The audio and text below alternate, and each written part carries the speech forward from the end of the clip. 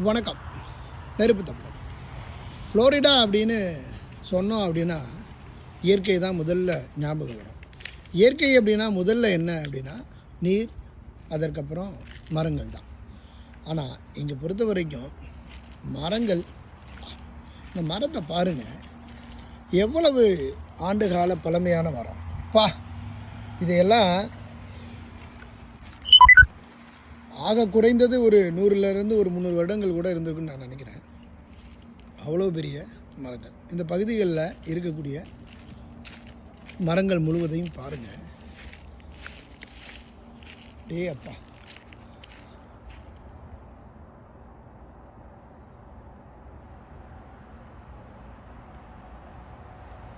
இந்த பகுதிகளில் இருக்கக்கூடிய மரங்களை பாருங்கள்.